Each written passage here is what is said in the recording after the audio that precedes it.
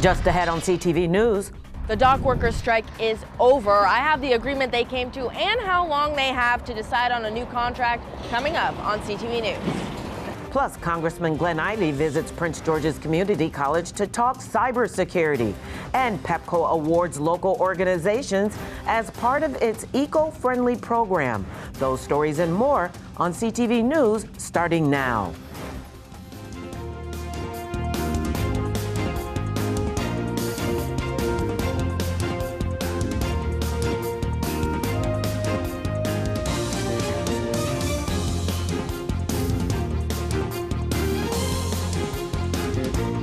Good evening, it's October 4th. You're watching CTV News. I'm Michaela Newton. Thanks so much for joining us. Well, the strike that stopped work for tens of thousands of dock workers has come to an end, but it's only temporary. Mariah Jalad is at the Port of Baltimore with more. Well, it's back to work here at the Port of Baltimore and all across the East Coast as the three-day dock workers strike came to an end on Thursday evening. The International Longshoremen's Association has been striking over wages and work automation, but they reached an agreement with port operators to suspend the strike until mid-January, and in that time, the two sides will negotiate new contracts. The temporary agreement gives workers a 62% wage increase over the next 6 years, and in the next 90 days of negotiations, they'll be dealing with the issue of automation, which the union says puts their jobs in danger. The short-term strike means the U.S. economy avoided any major disruption, and it helps to end port closures while the South recovers from Hurricane Helene. Now, the Washington Post is reporting that the Biden administration helped to broker the end to the strike. That takes the heat off the president and the Vice President Kamala Harris as she's deep into her run for the presidency. If the union and its employers don't reach a new agreement by the end of the contract extension in January, that will be the next administration's issue to deal with. One analysis even said a week-long strike would have cost the economy $4 billion. From Dundalk, Mariah Jalad, CTV News. All right, Mariah, thanks so much for that report. And in a statement, Governor Wes Moore congratulated the ILA and the Maritime Alliance for coming to an agreement that gives workers proper compensation and maintaining cargo flow. Now, with the 2024 election just a month away, Angela Alsobrooks gets a big endorsement from one of the nation's most powerful Democrats. Former President Barack Obama throws in his full support for Alsobrooks, who is vying to be Maryland's next U.S. Senator. In a 30-second advertisement, Obama praises Alsobrooks' record as state's attorney without being able to cut violent crime in half. Obama also calls Alsobrooks someone who will, quote, fight for you. In the Senate, Angela will fight for you. She'll work to lower costs and lead the fight to protect our democracy and our freedoms. Control of the Senate could come down to Maryland. So vote for Angela Alsobrooks. Alsobrooks, a Democrat, will have to defeat Republican former Maryland Governor Larry Hogan to secure her seat in Congress. And Election Day is set for November 5th. Well, former First Lady Melania Trump publicly expressed her support for abortion rights in a video ahead of the release of her memoir, Melania. Her stance stands in stark contrast to her husband, Donald Trump, and much of the GOP. In the video, she defended women's individual freedom to make decisions about their own bodies. This comes as Donald Trump continues to face pressure over his role in overturning Roe v. Wade. Individual freedom is a fundamental principle that I safeguard. Without a doubt, there is no room for compromise when it comes to this essential right that all women possess from birth: individual freedom.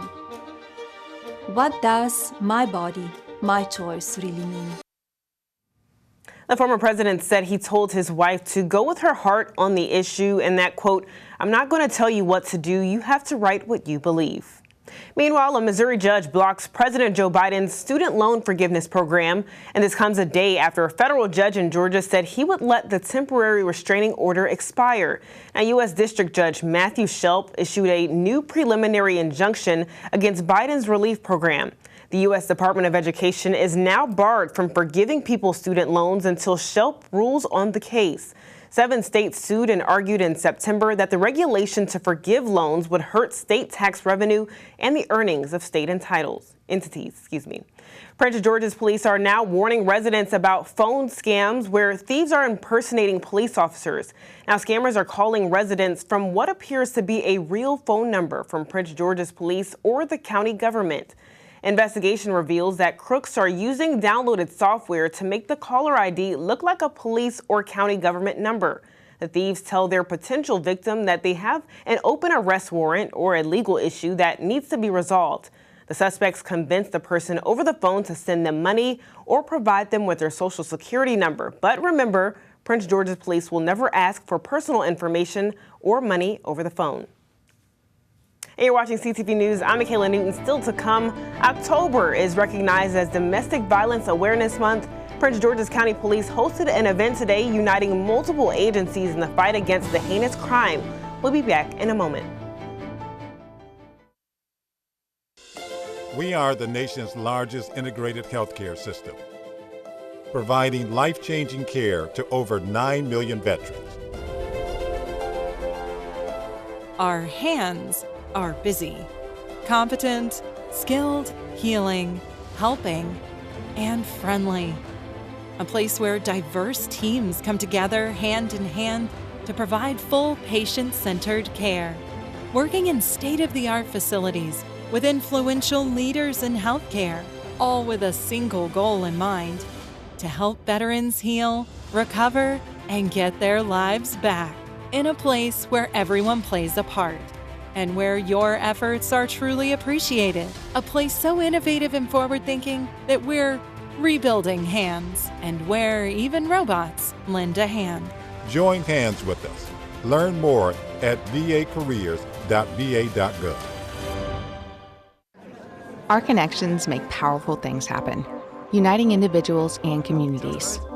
We are Rotary. We are people of action. With over 1 million members, we know what people can do when they come together. Around the world, generations of leaders build new friendships and solve problems, turning great ideas into reality. Take action with us. Find out more at rotary.org/action. Hi, I'm the Big C. Hey, look at this beautiful couple.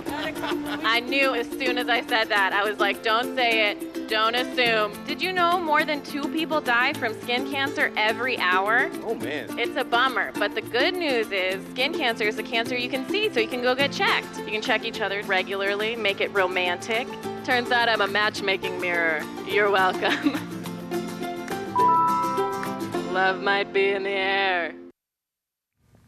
Welcome back. October is Domestic Violence Awareness Month, and the Prince George's Police Department held an event today to spotlight the month.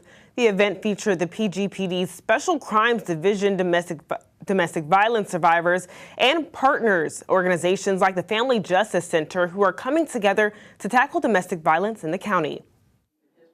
We moved from simply reacting to proactively preventing, and we're sending a clear message that domestic violence will not be tolerated in Prince George's County. Together, we are not just addressing the crime, but we are transforming lives. And I am confident that through this partnership, we will continue to build the kind of county where residents feel safe and supported, and where those affected by domestic violence know they have a community standing behind them. Now, according to the Prince George's Police Department, domestic violence calls are down from the previous year. Well, meanwhile, Governor Wes Moore announced today that the expanded Maryland Sunbucks program helped feed over 586,000 kids this summer. From June to August, the state issued over $70 million in grocery benefits, marking the largest investment against childhood hunger in Maryland's history. This program built on the existing Summer SNAP initiative and increased participation 6-fold across all 24 jurisdictions. And some exciting news: Pepco and Sustainable Maryland have just announced the 10 amazing recipients of the 2024 Sustainable Communities Grants Program. This initiative is all about investing in the future of our regions, and through this program, Pepco is empowering local organizations with the tools and resources they need to preserve open spaces, enhance parks, and build community resilience. Time is now, the importance of the projects are now, and being able to widen the scope of what each of you are doing across this Maryland, D.C. area is so important. And it's a steps towards creating a more sustainable and vibrant environment. Well, Prince George's Community College hosted a roundtable discussion on cybersecurity partnerships featuring experts from Microsoft and local leaders. Congressman Glenn Ivey and other experts discussed how the college is helping underserved communities access training and jobs in cybersecurity. Attendees also toured PGCC's new cyber clinic. Cyber is part of the wave of the future, and it's the clinic here is doing outstanding work, not only educating kids and helping them, become members of the workforce that are making a difference, but also, impacting the community, local businesses, government institutions, all of whom need more cybersecurity skills. And I think they're doing a lot of work here to make sure that those skills are broadly available. Prince George's Community College Cyber Clinic is a one-of-a-kind initiative that offers students hands-on cybersecurity training with an emphasis on serving underrepresented communities. And as October marks Breast Cancer Awareness Month, a regional healthcare system is offering free mammograms in Lanham this weekend. Luminous Health Doctors Community Medical Center will host its annual Pink Ribbon Rally this Saturday, October 5th. The event will take place from 11 a.m. to 3 p.m. and provide free mammograms, clinical breast screenings, bra fittings, and resources for impacted patients. Now, organizers with the Pink Ribbon Rally want to stress the importance of early detection through mammograms. And according to the American Cancer Society, breast cancer accounts for about 30% of all new female cancers each year. And still to come on CTV News, a local elementary school is breaking new ground. We'll bring you those details after the break.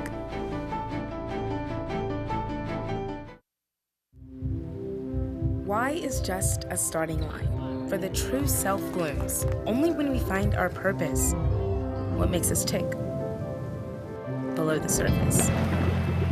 My why is diversity and unity, a safe space in my community. Living with sincerity, giving every day my everything. With my why, I stand strong, seen and supported all along. For some, their why is a summer under stars, memories and moments, connections near and far. Why is the before work hustle, an after school home, a section of my block, a corner to call my own. Our reason why is united, undivided, seeking understanding. Here, a handshake is a promise. All our hearts are dancing. Laughing is our song. It's kinship, friendship, tide rising with the ship. It's a million faces in a mirror, and everyone belongs. Find your why for a better us. I'm the Big C. What is the Big C? I'm here to tell you about skin cancer. Skin cancer is the cancer you can see. If we see something new, changing, or unusual, that could be skin cancer. Is there skin cancer on me right now? I'm not a dermatologist, but you know who is? Yeah. Your dermatologist. Yes. You gotta get checked, girl. Do I? Yes! Everybody has to get checked. See the Big C today.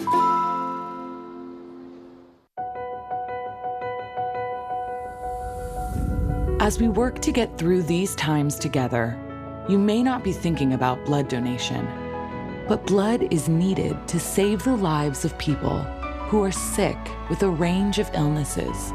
It's easy and safe to give. If you are in good health, please donate. We need heroes now. Visit redcrossblood.org to schedule an appointment. Prince George's County Public Schools broke ground on the latest out of their 8 new state-of-the-art schools in the county. Fairwood Elementary School is located on Fairwood Parkway in Bowie. We're also committed to designing and building schools that are more sustainable, that meet the requirements of our climate change action plan. And I think that's something that's extremely important. We recently opened our Ellen Ochoa Middle School. From solar panels to geo heating and air, all the things that we're looking forward to doing here as well. And 6 elementary schools and 2 pre-K schools are being built in the county as part of the groundbreaking second phase of the Blueprint Schools initiative. Well, the September job report has been released, and it brings good news. Unemployment continues to trend downward nationwide.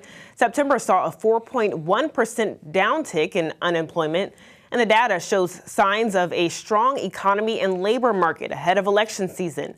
Average hourly earnings have also risen to $35.36 an hour, and joblessness among Black workers has fallen to 5.7%.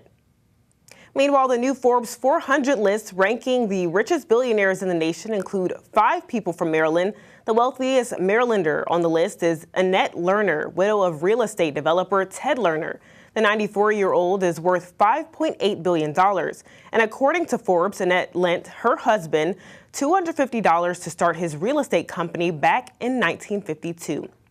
And another Marylander that made the list includes former Commanders owner Dan Snyder, who is worth $4.5 billion. Now, the town of Upper Marlboro hosted a food truck festival today. The festival is in recognition of the various horse shows joining Upper Marlboro, and we spoke to the special assistant to the city on the importance of having the horses visit and providing more options to competitors visiting the area. This is just a quick event that we planned on for the amazing and exciting horse show season that we had this year. This weekend we had the Capital Challenge. We had the Bill Pickett Rodeo earlier this month. Last month we actually had the Maryland State and Horse and Pony Show. So it's just been an amazing season, and we wanted to have more food options here in Upper Marlboro. We often get a lot of inquiries about different things that are going on as far as food options and development. So we just wanted to have a couple more options here through this little food truck festival that we're having. So. Now, the next horse show will be this Sunday at the Showplace Arena. But for more information, visit uppermarlboromd.gov and search horse shows. Meanwhile, nearly 500 pounds of ready-to-eat pork skin products have been recalled due to misbranding. The U.S. Department of Agriculture's Food Safety and Inspection Service announced the recall from Texas-based company Pork Dynasty. Now, the products contain soy, a known allergen, and it wasn't stated on the product label. Now, there have been no reports of allergic reactions from eating the products thus far. Customers who have purchased the products are urged to throw them out or return them to the store. And we're expecting some better weather this weekend, so take advantage of what's going around in the DMV. If you dare, the Six Flags Fright Fest is open for fellow fear seekers with sinister treatment on the ultimate Fright Fest experience. Now, the fear factor doesn't stop there. You can travel over to Laurel and experience the area's biggest indoor haunted house. Laurel's House of Horrors is built inside of an abandoned movie theater. And to keep your nerves on edge in a different way, put your palate to the test and experience the DC Coffee Festival, Saturday and Sunday at Dock 5 at Union Market in Northeast DC. But if you want to dance a little bit, you also have the Battle of the Bands that's taking place Saturday at the University of Maryland SCCU Stadium. And with fall finally here, it's time for one of the most popular activities of the season. If you guessed pumpkin picking, you're correct. Here in Prince George's, there are 2 farms where visitors can stop by and pick their own pumpkin. The first place is Montpelier Farms in Upper Marlboro, which is hosting its fall festival through November 3rd. Another location to grab a one-of-a-kind pumpkin is Queen Anne Farm in Mitchellville. This farm's pumpkin patch is open until October 31st. Meanwhile, an important safety tip for parents as they head home with their pumpkins is to never let children carve their own. Make sure that you leave that activity to the adults. All right, Simon, do you plan to get into some pumpkin picking? A little bit. I used to do it when I was younger. I can see myself going back this year for sure. It's been a little while. I might head back to the pumpkin patch. Absolutely. So what are we looking at in the sports world? Well, Michaela, with the Orioles season in the books, General Manager Mike Elias has something interesting to say about the team's offseason. Be right back, sports fans. I'll have more of what he had to say soon.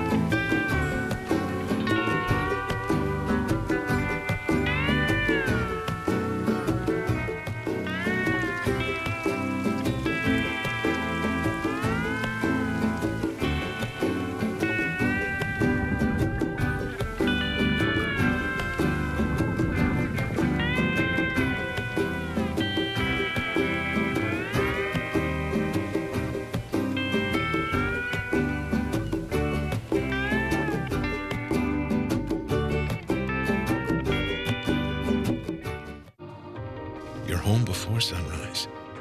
On top of the house, the kids, and our future. The smell of your cooking is our alarm clock. My Shiro's day is never done. So let's start saving a little more now so we can feel prepared for retirement. A free 3-minute online chat can give us the personalized tips we need so we can live our lives to the fullest. Visit aceyourretirement.org. When I was 10, my mom got deported. We had a difficult time, and I feel that's why I didn't get to finish school. My husband is really supportive in a way that he pushed me to go back to school. She wants to have a career so her kids can look up to her. They both keep me motivated to go to school, and they see that if I do it, like, they can do it too, you know? I feel that everything's possible. Find free adult education classes near you at finishyourdiploma.org.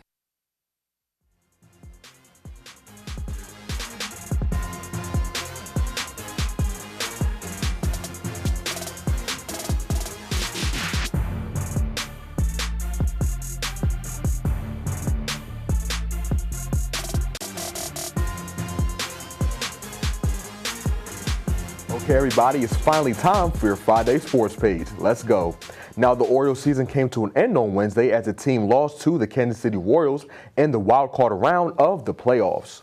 The O's absolutely struggled in this series against KC as they were only able to score 1 run over the 2 games in a row they lost. This marks the second straight season Baltimore's season ended in disappointing fashion as they were swept last season as well.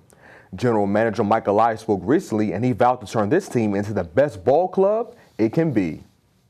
All that I want to say and can say right now is that I am going to work tirelessly to make adjustments and improve and put us in a position to have a better outcome than we just had. And my staff and I will not rest this winter, and we will put ourselves in that position.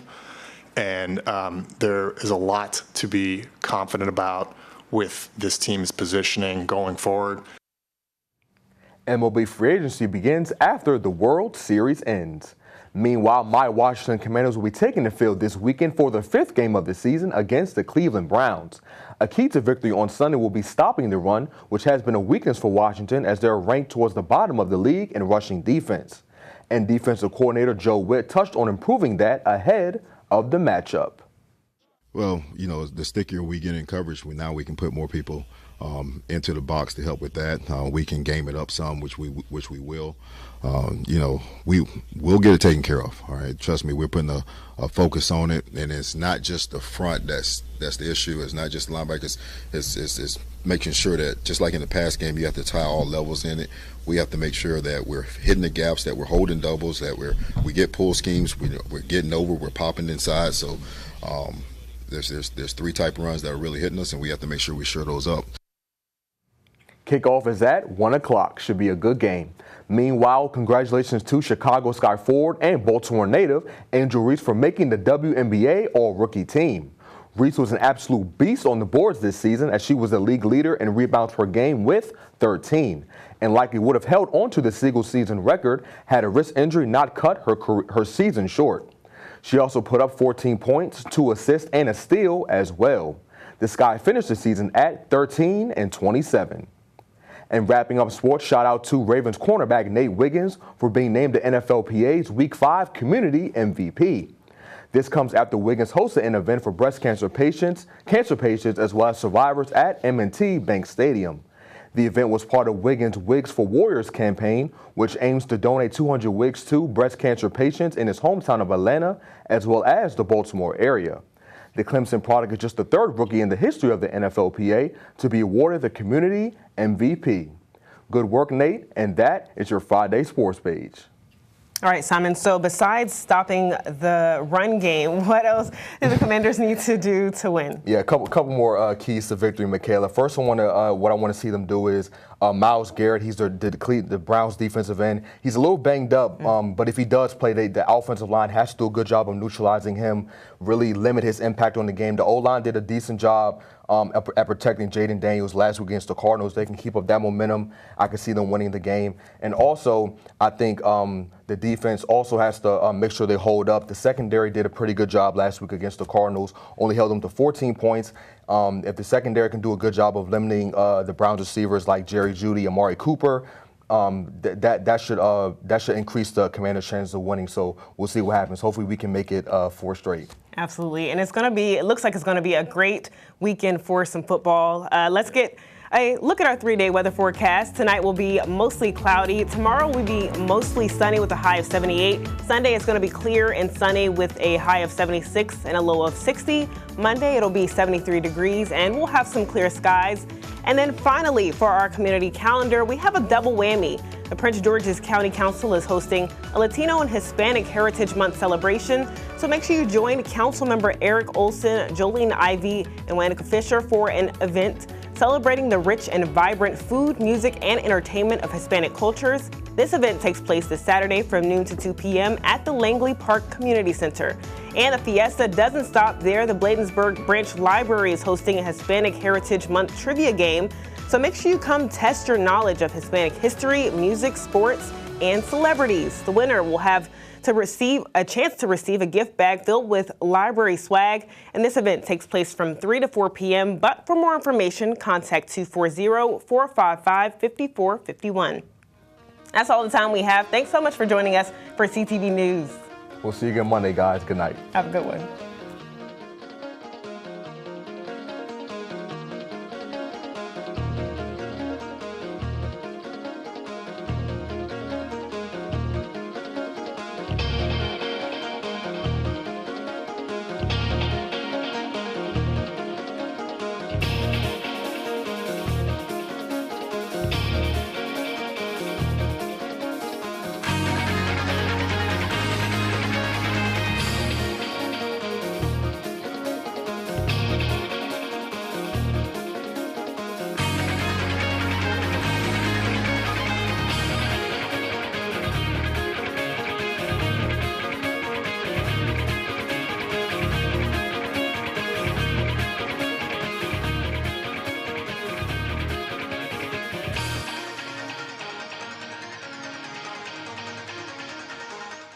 We are women first, but women with disabilities last. During a military exercise, we crashed and I broke my neck.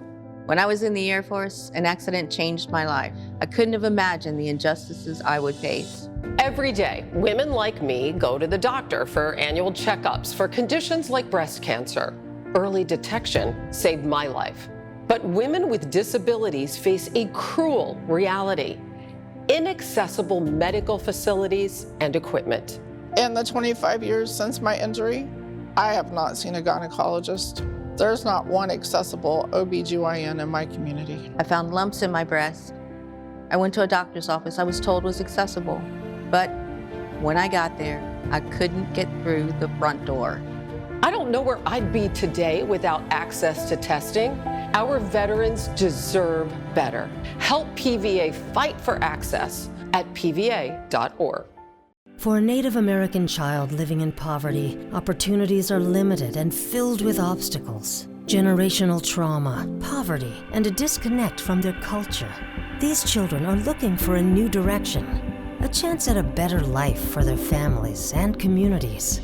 At St. Lebre Indian School, Native American children get that chance. I like that they try to keep us safe. I do feel safe here. My favorite thing about Lebre is how they incorporate our cultural values into our everyday education. St. Lebre is more than a school. Here, every child gets the education and tools to become the change makers of tomorrow. Graduating from Lebre will allow me to attend bigger universities and colleges through their scholarship programs. Learn more about how St. Lebre is helping lead our children to a future that is proud, prosperous, and free. Learn more at stlebre.org. How does cash bail turn poverty into a crime? Imagine you're stuck in a jail cell and you can't afford to pay your bail, and someone offers you a way out. Just plead guilty, and you can go home and kiss your kids goodnight. What do? What thousands have. You plead guilty whether you are or not. Cash bail is immoral and unjust. That's why the Bail Project helps those who cannot afford it while fighting to end cash bail, because freedom should be free.